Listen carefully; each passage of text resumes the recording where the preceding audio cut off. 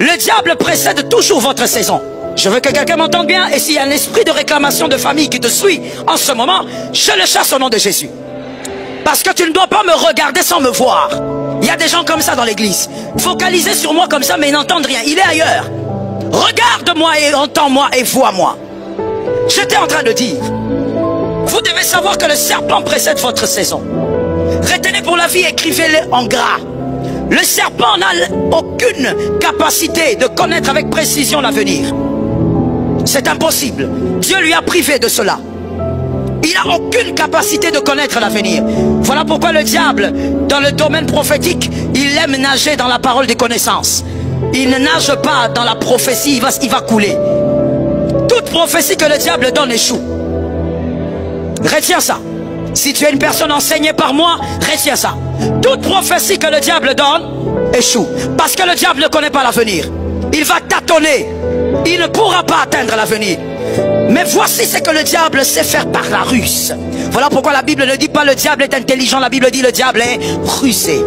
Le diable lit le temps. Voilà pourquoi un habit, pour ceux qui viennent le mercredi, un habit doit savoir lire le temps. Le diable lit le temps. Il regarde les événements de ta vie depuis ta naissance. Il commence à lire ce que Dieu fait, ce que Dieu te refuse. Il comprend que toi, même si Dieu t'a refusé la maison d'Isaïe, tu as le trône. Est-ce que quelqu'un m'entend? Le diable lit le temps. Il regarde, il dit, même si celle-ci était à côté d'elle, il y a Pénina qui a 5 enfants, mais c'est elle la porteuse de Samuel. Le diable lit, il décode. Et en décodant, parce qu'il a vécu avec l'homme depuis Genèse, il est très difficile qu'il tape à côté. À 90%, il va réussir sa déduction. Parce qu'il a été avec l'homme depuis Genèse. Il a vu comment Dieu fonctionne avec l'homme. Et donc, mon frère, voilà pourquoi le diable te précède dans ta saison. Voilà pourquoi lorsqu'avant que la saison arrive, certains, lorsqu'on t'annonce seulement que c'est ta saison, les combats commencent. Mon frère, au-delà de certaines attaques, il y a le diable. Des fois tu vas t'attaquer à ce que tu vois, mais bien au-delà il y a autre chose. Au-delà du pharaon il y avait le diable. Le diable avait fait des calculs, il a observé. Il n'a pas oublié la prophétie. Il sait qu'après Joseph, malgré les 430 ans, Dieu va envoyer un homme. Il a commencé à décoder. Et quand il a décodé, il a dit probablement le libérateur va venir à cette période. Et le pharaon s'élève pour tuer tous les fils, parce que le libérateur était en train de venir. Je dis à quelqu'un, le diable va te dévancer, mais c'est Jésus qui tient la prophétie. Satan sur toi là derrière. Le diable a dévancé la saison, mais c'est lui qui a créé la saison, la tienne.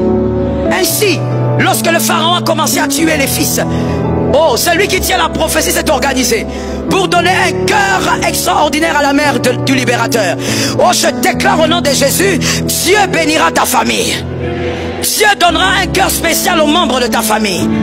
Assieds-toi avec, je te parle. Malgré les calculs du serpent, malgré qu'il précède, il y a un Dieu qui veille sur la prophétie. Celui qui veille sur la prophétie, pour ceux qui ont compris, celui qui veille sur la prophétie veille sur l'accomplissement.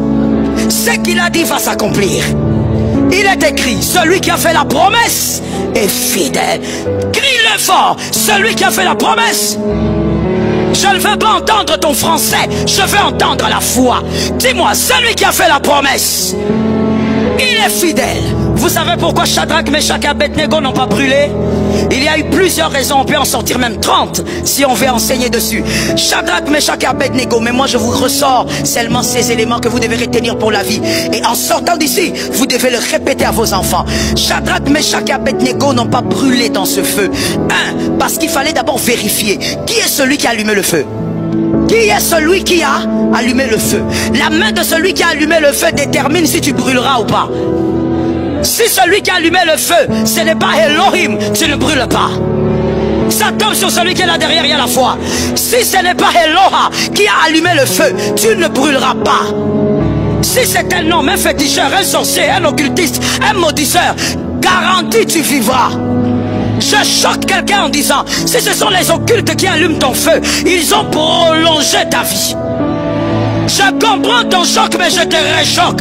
Ils ont donné un temps additionnel à ta vie.